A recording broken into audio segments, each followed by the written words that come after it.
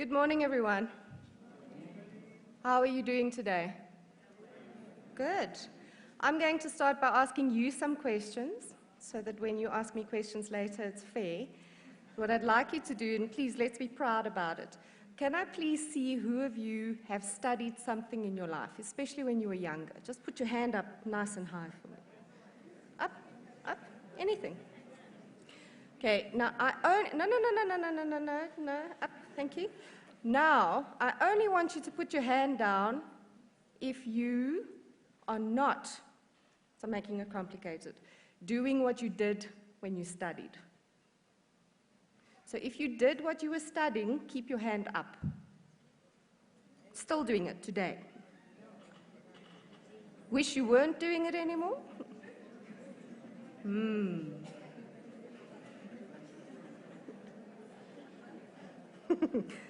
Need I say more? Thank you. All right. One of the big challenges in our lives nowadays is that knowledge gets overtaken by what we can do. And what we do still needs knowledge, but the knowledge changes all the time. As Chris said, we actually don't know what we don't know, and that's actually the scary part. Our businesses rely on us to make strategic decisions, to project, to forecast, to do all of these wonderful words, and yet we really can't say we are ready for the future because we don't actually know what the future is. So we need to make sure that in order to be as ready as possible for the future, we stick to skills development. I'm a believer in the fact that if we don't rely on continuous learning, we may as well go and sit down somewhere and just die. In order for us to manage our businesses, in order for us to manage our teenagers, anything. How many of you know how to use Instagram properly?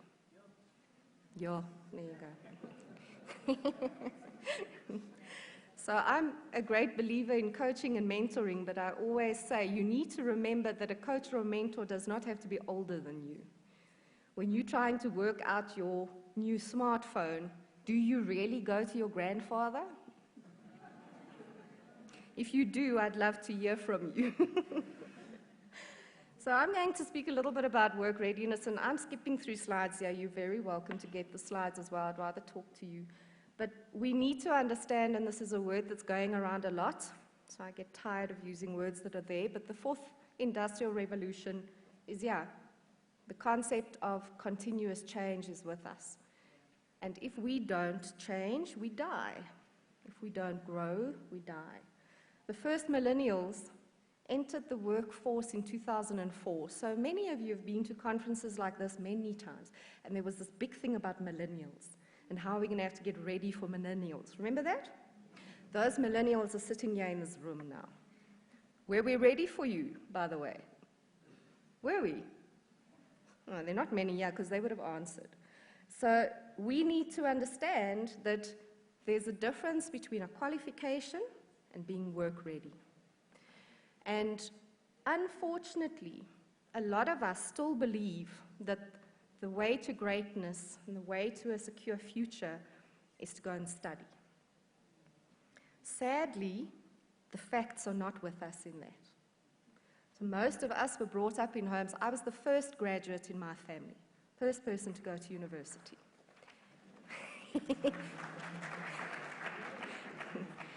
And for a long time, that was then the gold standard. I went to university. I quite liked learning, so I've done a few more through the years. But what I did realize is that when I finished with my studies, I had to go into an internship. It's what I studied. So there was work-integrated learning. And about by the second minute of the first day, I realized that I was stupid. And that the world out there had nothing to do with the beautiful theories and the idealistic advantages I had learned by being able to critically solve problems and creatively think. Being able to use that, but not necessarily when I'm quoting theory anymore. Get to a point of understanding that there's more to it.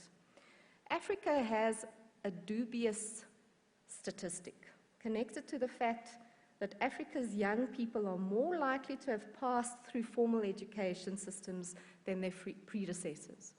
So our youth are more educated, I'm talking Africa, than ever before. Ever before. South Africa has one of the largest budgets for education in the world. You mentioned these, so I'm going to skip some slides in terms of work readiness, and Chris's slide was better than mine. But I am going to stop with this one. This is Stats SA. This is the 2018 statistics. I just want to take a moment to have a look at what we're looking at. These are in terms of the 3 routes that people have in terms of developing skills. What I refer to as an academic route through the universities, the TVET colleges, which are the beginning routes for most people, and the private accredited providers, and the routes that they follow. And just look at the matches connected to those. Okay. This is a slide a lot of you have seen already. A lot of people have a lot of misunderstanding about SAQA. And with pleasure, this is on SAQA's website. You can go and see the slide. I prefer to just show it to you like this because it's easier to see. And there you can get an idea of which are the 3 quality councils. And the reason why I'm talking about the quality councils is because of the word quality. If we want to grow, not only in our country but everywhere in the world, what we do when we skills develop must mean something. So we can't go on courses because it's at a nice destination. When learners are complaining that the food was horrible, my response is pretty much the same as FNB's training center a few years ago. They said, that's fine, then we will no longer supply lunch. Because it isn't why you're supposed to be there. I'm going to skip a lot of these as well, but I just want to show you the arenas that we work in. Matric is very often seen as a downward spiral, and we can talk about how bad matriculants are in terms of whatever they're doing. You know what? They've always been bad. Were you great when you were finished with matric? Did you know what to do? Did you know how to do it? Did you ever think anything you learned you were going to use? So we also need to be a little less unfair sometimes. Artisans for a long time were considered what you did if you couldn't go to university or Technikon. And yet, who's riding the Mercedes-Benz? That's paid for.